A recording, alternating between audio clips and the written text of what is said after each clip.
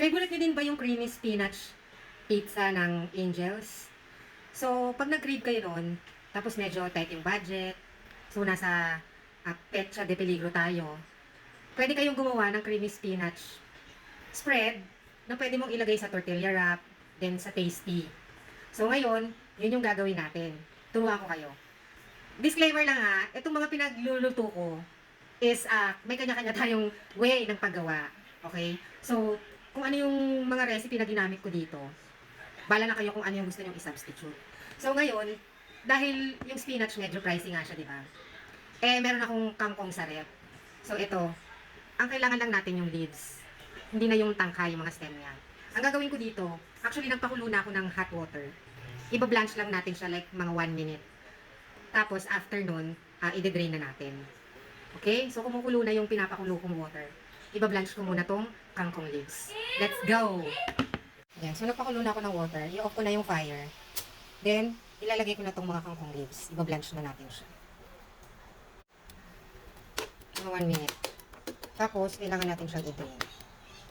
Okay, drain na natin yung kangkong leaves. Okay, ito na siya. So, i-slice lang natin ito ng medyo maliliit. Maghiwa lang tayo ng sibuyas and bawang.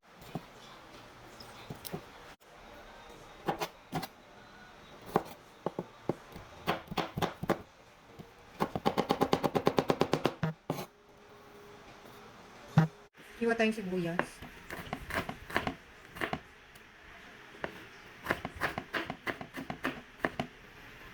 Blanch kangkong, bawang, sibuyas, butter, cream cheese, all-purpose cream. May bagong brand ng cream cheese ako nakita sa hypermarket. Ito yung Cheese Boy cream cheese. So, itatry ko siyang gamitin kung anong lasa niya. Okay, sa pan, maglalagay ako ng butter.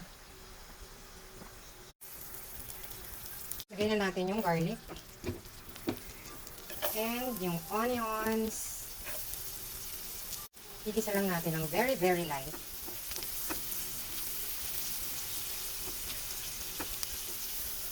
Yan. So, pag medyo fragrant na yung sibuyas at bawang, lalagay na natin itong 1 tablespoon ng flour. Halo-halo.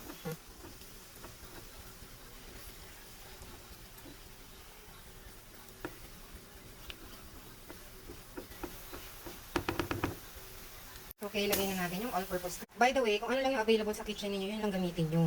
So, pwede kayong mag-substitute ng fresh milk, evaporated milk, kung wala kayong all-purpose cream. Lagay ko na yung cream cheese. Tapos, haluin lang natin hanggang sa mag-melt. Lagay na natin yung kangkong.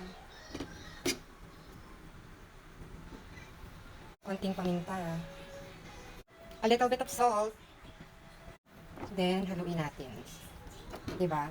Nasa sa inyo yan kung gaano katik yung consistency na gusto nyo, ha. Pwedeng medyo malabnaw ng konti dito. Nasa sa'yo pa rin yun.